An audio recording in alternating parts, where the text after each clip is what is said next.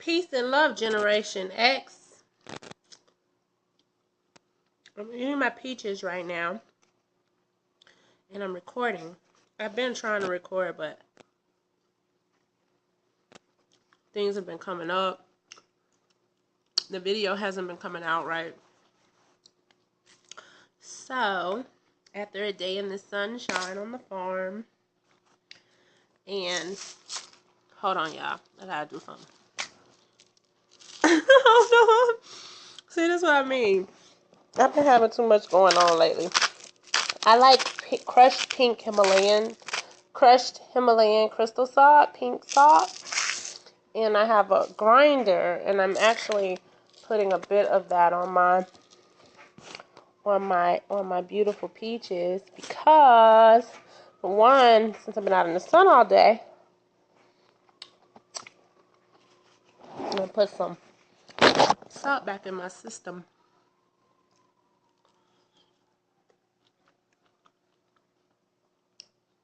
Y'all want some? It's so good. Anyway, fruit of the earth. Actually, this is the meat of the earth. That's what Dr. Dick Gregory teaches. The meat of the fruit. This is the true meat.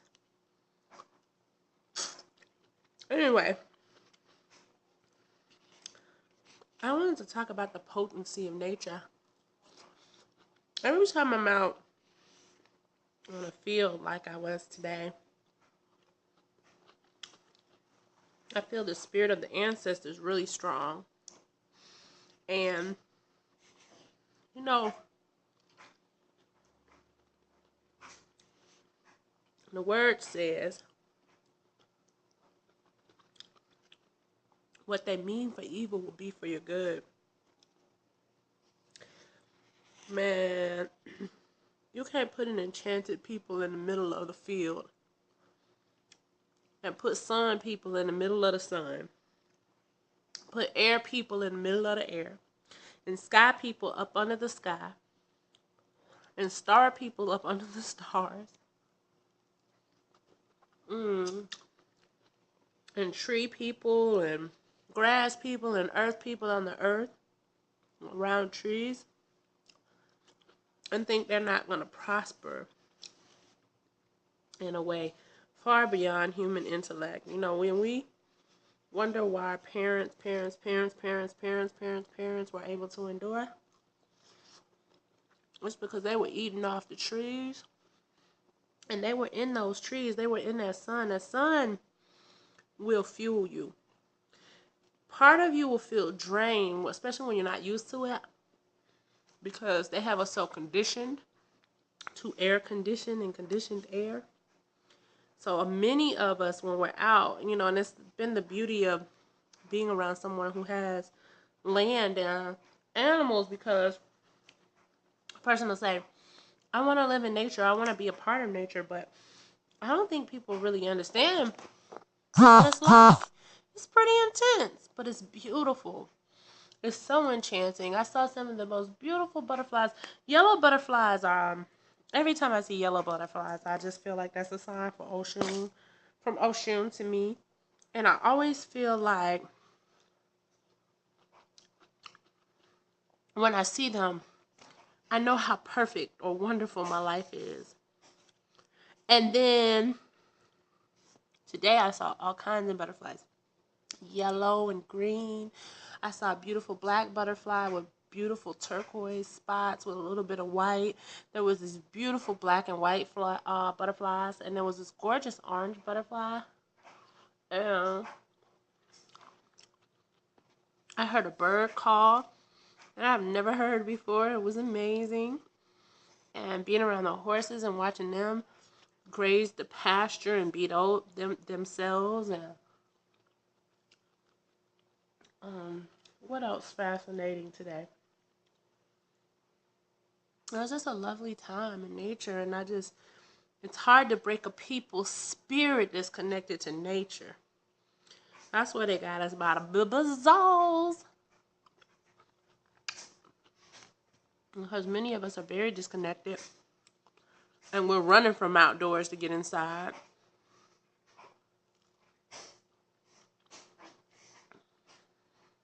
And there's something about after spending a day in that sun, eating like this is just like,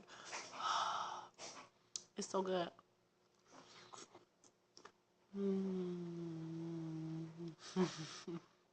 It's so good. Some juice. I love peaches. They don't beat mangoes though. But I love these peaches. And as I wash them, I could feel the life on them. You know what I'm saying? I love communing with my food. And I had these beautiful black muscadines. Some call them scupperdines. My lips still itching and burning a little bit. And I just love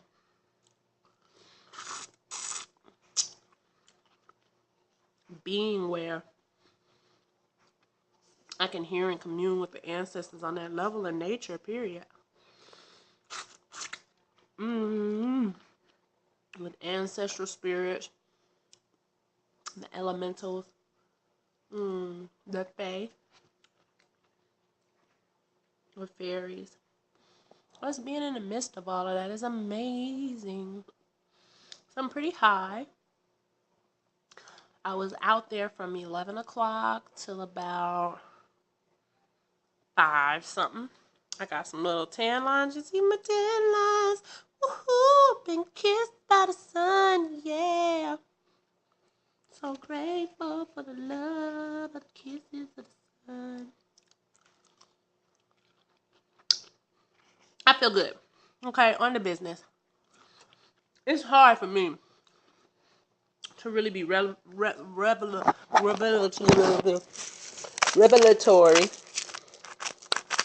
Whatever I'm trying to say. It's hard for me to break out some revelations while eating on good succulent peaches after being in the sun all day. I want a sun gaze tonight so bad.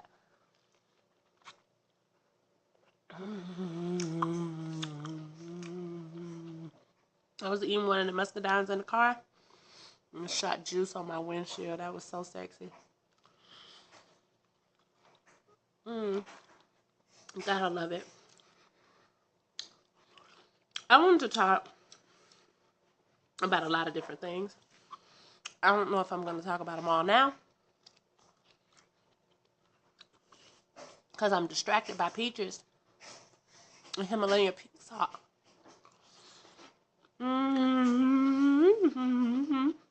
But I will say this.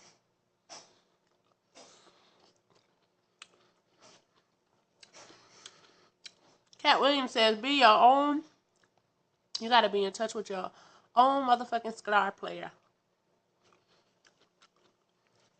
And what that basically means is when the haters come, or those who don't understand you,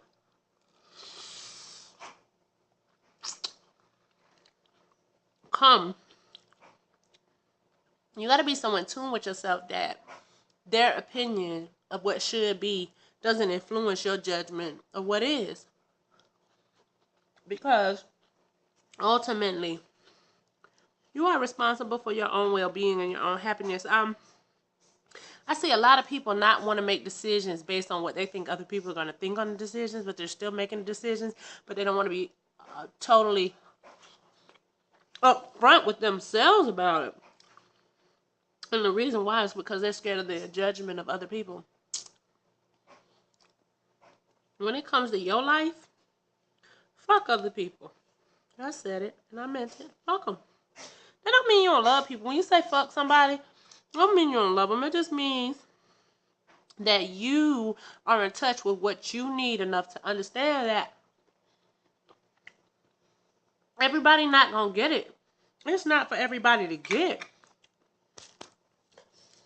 Don't nobody gotta know why you love that woman, why you love that man, why you love that child, why you love that job, why you don't love that job, why you ready to quit that job, why you ready to sell seashells by the seashore, Sally.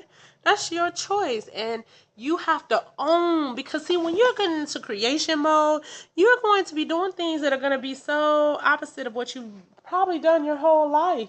Even though you've had a part, I have a really good friend where basically somebody told him that he needs to get a real job, because he's pursuing his dream.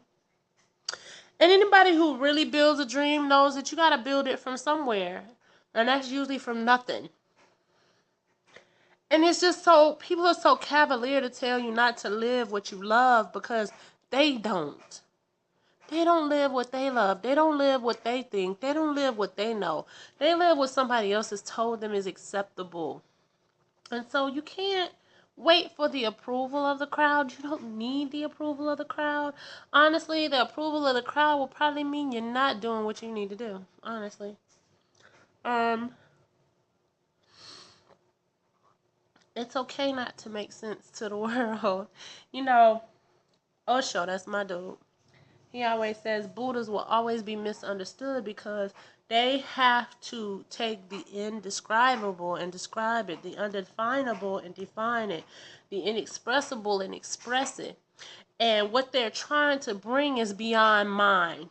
So if you're dealing with mind-centered people, brain-centered people who have no third eye capacity, who have no crown chakra opening, whose hearts are closed off and walled off, who's stuck in survival mode because they're stuck at their root chakra or the sacral chakra, where they're just into frivolous pleasures. You can't expect those people to understand you doing something that doesn't yield immediate results on the level they've been taught life should. You can't understand nobody who people who are living. That's why I tell people, don't get caught on these celebrities who say and do stuff. You can't expect people who don't recognize what is sacred to hold what you hold sacred. And that's the thing about the law of attraction, The Secret. Abraham Hicks, one of my favorite people to listen talk, because she always goes back to like, fuck them other people. Let them, they have a right not to understand you. They have a right to defile that which they think is sacred. Your job is to hold that which is sacred so sacred that it doesn't move the sacred of the thing because you've held it. See, we get so caught up in the vibration of other people's that we drop our own vibration. Now we're right with them. We're angry. We're frustrated. We're mad. We're sad. When you see people doing most of the stuff they're doing, it's because they're hurting. Now, it's very contradictory when you're taught, well, if he don't act like this and she don't act like that and they don't act like that, then cut them off. I am not against cutting anybody off. Anybody who knows me knows I'm not against cutting people off. But I'm also learning more and more that a true vibrational guru never has to cut anybody off. First of all, if you maintain your higher vibration long enough, the people who don't rise up to meet that vibration or are unwilling will drop like flies anyway. You don't have to move nobody. They will move their damn self. For all the goddesses who deal with gods, or gods who are not yet awakened, where they at? How long they stick around? When it's time for them to step into certain levels of maturity, what do? Do they rise up or do they fall off? Same thing with goddesses and goddesses. Other goddesses who are not ready to really own what they say and live what they are and be who they is.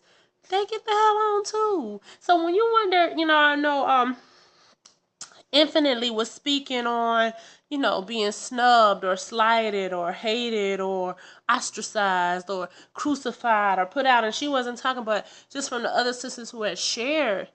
How can they not want to crucify you? You are a constant reminder of their higher self that they are not ready to do the work. They're not mad at you. They're mad at themselves. They're mad that they are unwilling to sacrifice the little shit that they trying to hold on to be the fullness of who they are. Let them be mad. Let them get the fuck on. Because honestly, most of them would be more of a headache than a healer in your life anyway. The truth of the matter is we heal by healing ourselves. That's what makes us a healer. And then we hold that resonance for other people to walk into their healing. They heal themselves. We just set healing tone, healing attention, healing vibration. And then they decide. Christ never healed anyone. He didn't. He told them it was your faith. It was your understanding. It was your willingness. It was your knowing. It was your belief. That's why some people he would tell them, pick up your mat and walk. You got some work to do in this transaction. I can hold the resonance, but you got to be willing to meet me where your healing is. I can't give you that. That's yours to get.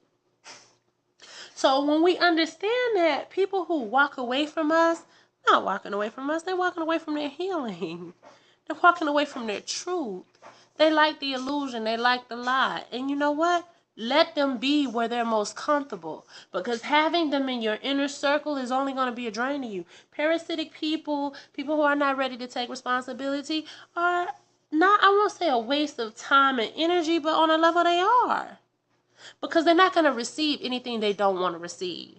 And we ain't got time for that. It's time for us to connect with like-minded, like-hearted, like beings who want to love and live this life wherever, however they decide. Some gonna want farms, some gonna want land, some gonna want polygamy, some gonna want energy, whatever. Some gonna want monogamy, some gonna want to be single. I think what happens is we have to make sure that we stay so unconditionally loving that we don't get caught up in like-minded beings mean they think like we think. Like-minded beings don't think like you think. Like-minded beings feel and they love and they're real to self. That's one of the things that I love about Kat. He always talks about realness. Who the fuck is real? I don't care if you really drink, smoke, and do drugs if you're real about it. I would rather deal with some of those people sometimes than the ones who are putting on spiritual costumes and still living a whole bunch of whatever. Because I can understand that vibration, and I've been there. You know, I might not have done everything that they've done, but I've been there when sleeping was more comfortable. Now, I've never been able to be fully asleep, but I've done some asleep type things. And what I understand with an infinite awakening, that's why my name is Starfly Awakening. And people say, you should be awoke and it should be awakened. And no, it shouldn't. Because I understand that this is an infinite journey. I'm an eternal being. I will always be rising to other dimensions of understanding and being and knowing. And so I respect when other people aren't resonating where I am. I'm getting really good at understanding, like, you know, horses do this thing where they look like they tremoring. But what they doing is shaking bugs off. It's almost like a nervous tick. It's like, get off of me. Man, let them folks fall where they fall. What I think we have to do is people who facilitate atmospheres of healing, who facilitate atmospheres of love, who facilitate and midwife people birthing their divinity, and who midwife people coming into a greater consciousness of who they are, and people who midwife people walking in their resonancy of truth. People who do those things, we have to understand that everybody can come. It's not our job. We're not saviors. Christ wasn't a savior. Christ was a way shower. How did Christ show the way? He lived it. He went and sat with the ones who were considered the lowliest of the low. And I sometimes feel like as spiritual beings, we get caught up, you know, because we think we're ascending or awakened or whatever. We get caught up in this thing where we want to go huddle up in the corner like the church folks. And huddle up in the corner like the Black Power people. And huddle up in the corner like the Muslim people. And huddle in the corner with the I don't eat meat people. And huddle in the corner with the I only eat meat people. And huddle in the corner with the I don't have sex people or I am having sex or whatever. Like, we've been taught to compartmentalize ourselves and minimize things to we don't understand. Like-minded does not mean it's not groupthink. It means we have similar resonancies and we understand what it takes to build this world anew. We understand that we're transitioning from dimensions. We understand that we're multidimensional. We understand that love is key. We understand that hope is key. And we have to, if we can, keep deprogramming that program of be like me. No, I don't want to be like you. And I don't want you to be like me. I like being me. I like being me. I'm the only Tish Starfly I know. I'm the only birthing divinity I know. I know a lot of sisters and brothers who birth divinity, but they're not birthing divinity. They're not me. They're birthing divinity in their functioning in that thing, but they're not me. And I don't want them to be. So I don't know where all that came from, but yeah. We have to, like-minded doesn't mean think like I think. It means vibrate like I vibrate, can come into, and can hold that resonancy for me, that even if that isn't your thing, if your thing isn't speaking, if your thing isn't painting, if your thing isn't, whatever your thing is, whatever your thing, if your thing might be preparing food, your thing might be working somewhere corporate and trying to change things. I don't know what your thing might be, but whatever your thing is coming and holding that energy for each other to be exactly whoever we are right now. You know, unconditionally loving. And so I'm learning every day a little more how to let people be who they are. And how to be who I am. I like me so much. I've been on the farm all day and this country accent's coming out. That's how one of my ancestors talk when she comes to visit me. Yeah, she does. She's actually a slave and she comes sometime to give me wonderful message. And she talks like that and she be like, honey, ain't no sense of troubling that water now. She said stuff like that. She don't say, I think she said, don't go muddy in the water. That's one thing. She said, don't go muddy in the water now. When you want to see clear. But I don't remember what she said. But she say shit like that. I love her. Aunt Martha. She come through sometimes and she gives me beautiful nuggets and jewels. And she's always happy and jovial. And she always explains that, you know, for me to maintain my vibration. And that's what I'm on right now. Really maintaining my vibration. Stop letting other people and other things be what take you off the focus of what you know can be. And even when you see people showing you that aspect of them that you know is not the fullness, because we all see that other stuff in the people that we love. I just hold people there and just, you know, I just, hey, go where you gotta go. Do what you gotta do. I'm still gonna be me. I'm getting better with that. I give thanks for that. I give thanks to the ancestors that have accompanied me on my journey today. Today has been lovely. I've been around good company and been around horses. And I talked to my mommy, and I love my mommy. I talked to two of my girlfriends that I love very, very, very, very, very, very much. And I'm just grateful for this new day, this new experience, this opportunity to share absolutely anything, nothing, and everything with you all, to tell you how much I love you and how awesome you are and how much you mean to me. You know, I don't just say that lightly. My Facebook family, my YouTube family, my Instagram family, my cosmic family, my ancestral lineage, my ancestors that walk with me, my angels, my guardians, my divas, my Buddhas, my Christ.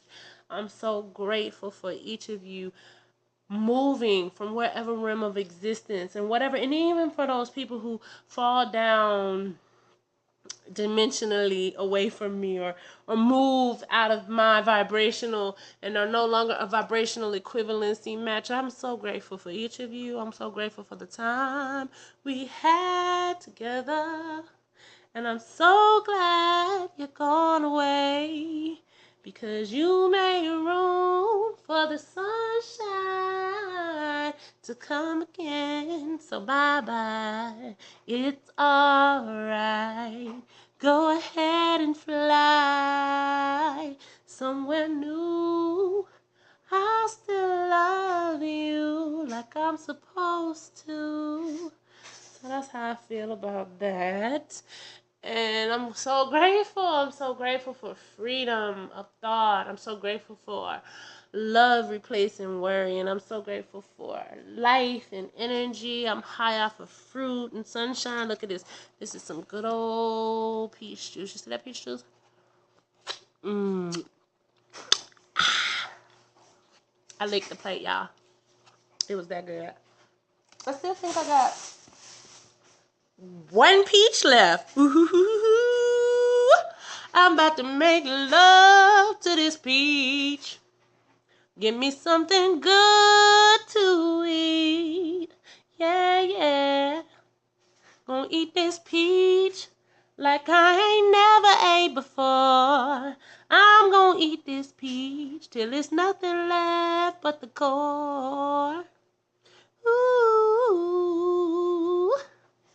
Yeah, I feel good, y'all. Sunshine, fresh air, water, a little green tea, and fresh fruit, and lots of love from the elementals. I thank the elementals. I thank my insect friends who were popping and flipping and flopping all around me, and the birds, and the sunshine, and the clouds. I just thank everything. I thank you. I thank my mama. I thank my daddy. I ain't always been able to say that, but I do. I thank my parents for being one of the first couples to do what they did and uniting in Thomasville, Georgia, and making beautiful babies. Me and my two brothers, and I'm grateful for my father making the other children he's made. I'm grateful for my brothers making my nieces and nephews. I'm just grateful for my brother who has transitioned, who is looking at me from other realms of being. I miss you, boy. I miss you. Oh, I miss my brother. I miss my fiance who transitioned on. Ramsey, I love you. I'm still sleeping in with the Ramsey bunny that you possessed. I had a bunny. And when my fiance passed, my mother had given me the bunny. And when my fiance passed, that bunny wanted to come to work with me. And I call it my Ramsey bunny because it's Ramsey spirit upon that bunny who comforted me when I was really hurting. That bunny still comforts me. I still take it on trips with me sometimes, and it was in the bed with me last night. Now what? I'm so grateful for my Isis that's over here, my set.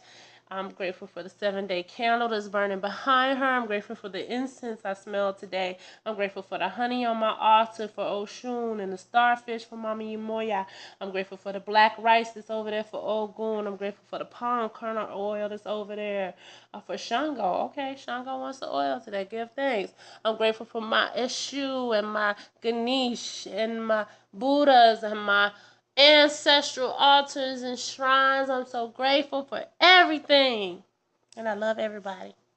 Even those people I don't like. Because I don't like everybody. I'm working on that, though. I'm getting my vibration up. And I'm going to like everybody, even if I don't want to be around them. With that said, oh, y'all, let me show y'all my okra. I went to this little fruit stand, honey. These ladies, look at this beautiful fresh okra. Do you see the green? The green, the green. It's the only green I use. It's in my vegetables. I'm going to make love to this okra. I'm going to chop it up with some fresh tomato and onions. And gonna be good. Okay, I'm done playing with y'all. I'm really not. I got so much energy. I'm going to go to the gym in a little while. But with that being said, I love you. I peace you. I bliss you. I kiss you. I miss you. I wish you all that you dream. And I pray that we all get out of our own way so that we can see those dreams manifested into reality, because we're not only dreaming the dream is dreaming us. We're a team. And with that being said, may the love of all fill you completely. May your heart be open and centered to allow that which is of you and from you to come through you. May you release those things that no longer serve you. May you be empowered this day to walk in the fullness and the greatness of the Goddess and God being that you are. And may harmony dwell within you. May peace dwell in you infinitely and abundantly, so that you can manifest that resonancy outside of yourself and begin to vibrate with those beings who can only bring peace and only bring harmony into your now. That's all I gotta say. Peace.